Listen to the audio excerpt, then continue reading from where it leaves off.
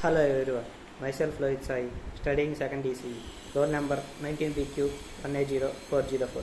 Now I am going to give seminar about three subjects: analog and digital communications, digital system design with with VHDL, and control systems. The first subject is analog and digital communications. The topic in the analog and digital communications are the elements of digital communication. There is a block diagram for the elements of digital communications. The first, the source signal is converted to input transceiver, and then to source encoder, and then to channel encoder, and then to digital modulator, and to channel, and to digital modulator, and to source decoder, to channel decoder, and then finally to output transceiver. Now I am going to give detail about the block diagram. Source. In general communication, the source is generally an analog system, and then to about channel. Analog signal is given as input to the channel, which now the channel provides the path for the signal to reach the receiver and from receiver end from source end, and then to digital demodulator. This is a block that takes received signal as input and gives, and again a received signal is converted into a digital signal. In this block signal, the block signal is rebuilded here, and then to channel decoder. This block is used to convert the received signal. In above block signal, signal is rebuilded, so there may be chances for errors. So to contest these errors, a block will provide additional bits and corrects the data. Source decoder.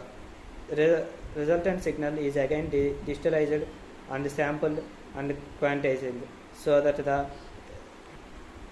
the output of this block gives digital signals without any errors. Input transceiver. It is a block in digital communications which takes physical signal and converts into the electrical signal. It is a block where electrical signal is further converted into digital signal. Source encoder. In this block, digital communication, it compresses the data into minimum number of bits, so that we can delete the unnecessary bits, and then to channel encoder. In this block, we will make the correct the errors, as we know that when the signal is we know that when signal is transmitted, there will be some noise added to it. To make this noise, we will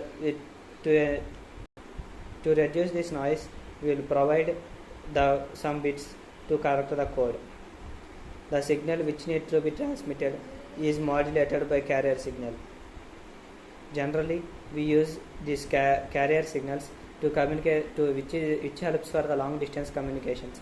In this block, we will convert the digital signal into analog signal. Now the output transceiver. In this block, the electrical signal is converted into physical signal. The output will be taken by the user. The second subject is control systems.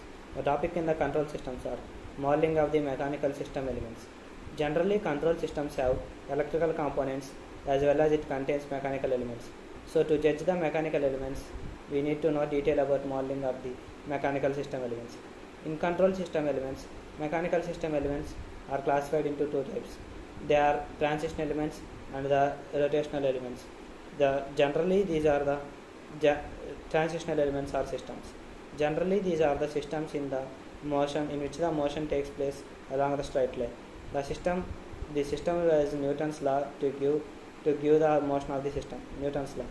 It is defined as the algebraic sum of forces at a particular point is directly proportional to the product of the masses of the body and acceleration. Force equal to ma. Mass. M is mass and A is acceleration. The elements of the transitional system are mass, linear spring, and dash part. Dash part is also called as damper. Mass is considered as a zero property that stores the kinetic energy of a transition system. Mass equal to weight of the body by acceleration due to gravity. One end of the mass is always connected to the ground. Linear spring. Generally, it looks like ordinary spring that we see in our daily life. The main purpose of this element is to store the potential energy. Damper. The other name for this element is friction. on friction. For a moving body, there will be some frictional force. Similarly, whenever there is a motion by the mechanical elements, there will be friction force. The force element is known as a damper. Here, damper is also classified into three types. They are one, Coulomb's friction, viscous friction, static friction. Coulomb's friction. This is a frictional force between mounting surfaces, which are separated by dry surfaces. Viscous friction. This is a frictional force between moving surfaces, which are separated by viscous fluid. Static friction. Generally, it is a frictional force that is opposite to the velocity of the body. Rotational mechanical systems. These are the systems in which the motion is about the fixed axis. This system is also contains three items: inertia, torsional spring, and again damper. Inertia. It is a property of an element that usually stores kinetic energy of rotational motion. Torsional spring. As a linear spring for translational motion. Similarly, torsional spring for rotational motion, which is usually stores potential energy of the rotational motion. Damper. It is a frictional force that exists whenever there is a rotational motion. It is also classified into three types, which are same as transitional damper elements. Now the next subject is digital system design with VHDL. Before entering into the topic, the VHDL means very high level description language. The topic in the subject is emitter coupled language, ECL.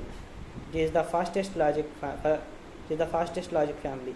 Propagation delay for this logic is very short, as less CML doesn't produce as large voltage swing between the low and high level languages.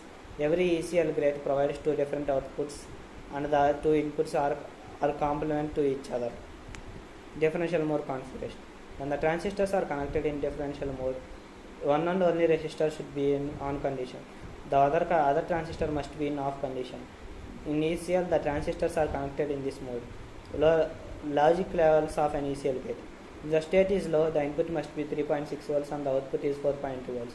If the state is high, the input must be 4.4 volts and the output must be 5 volts. Basic ECL inverter or buffer. For an inverter gate, the output is complement of input. For a buffer gate, the output is same as input.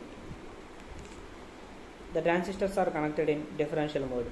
The emitter terminal of the two transistors are connected to R3, that is equal to 1.3 kilo ohms.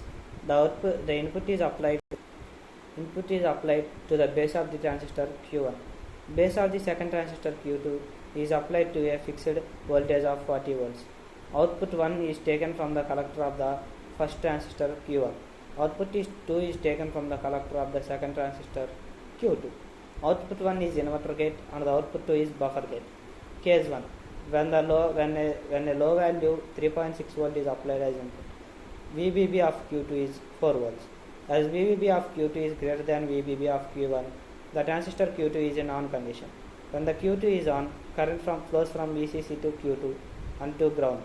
Output voltage across Q2. Output 2 is equal to 4.2 volts. That is a low value. Q1 is in off condition, so the output is equal to VCC, that is 5 volts. V output equal to 1 high, V output equal to 2 low. Case 2. When a high value is applied as input, VBB of a Q1 transistor is greater than VBB of a Q2 transistor. Q1 is in on condition and Q2 is in off condition. Output voltage across Q1, that is V output is 1, that is it is in low value. Output voltage across Q2, that is VCC, Q2 is open. V output 1 low, V output 2 equal to high. Input. If the input is low, Q1 must be in off, Q2 is on.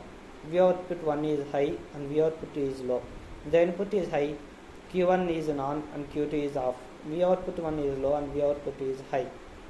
ECL NOR or OR circuit. As number of the input of the gate increases, the transistors are added parallelly. In Q1 and Q2, transistors are connected parallelly. Q3 transistor is connected in differential mode. Emitter terminals of 3 transistors are connected to R3 transistor. Case 1. When X equal to low and Y equal to low, Q1 is off, Q2 is off, Q3 is on. Voltage across Q3 is 4.2 volts. Output 2. Voltage across Q1 and Q2 is 5 volts, high value. Output 1. V out equal to 1 high, V out equal to 2 low. Case 2, when x equal to low and y equal to high, Q1 on, Q2 off, Q3 is in off condition. V output is equal to 1, that is which is in low value. V output equal to 2, which is high value. Case 3, x equal to high and y equal to low. Q1 is off, Q2 is in on condition, Q3 is in again off. Q1 is off condition, V output equal to high. Q1 is on condition, V output equal to low. Case 4, when x equal to high, y equal to high. Q1 is equal to on condition, Q2 also on condition, Q3 is in off condition. V output 1 equal to low condition, V output 2 is equal to high. Truth table. When x is in low, y also in low. Q1 is on off condition, Q2 is in off condition, Q3 is in on condition. Output 1 will be in high and output 2 will be in low condition. When the x equal to low and y equal to high, Q1 is in off and Q2, Q3 is in off condition. Output 1 is in low and the output 2 is in high. When the x equal to high and y equal to low, Q1 is in off Q1 and Q3 are in off condition and Q2 is in on condition. Output 1 is high and output 1 is low and output 2 is high. When x equal to high and y equal to high, Q1 and Q2 are in on condition, Q3 is in off condition. Output 1 is in low condition, output 1 is in low and output 2 is in high.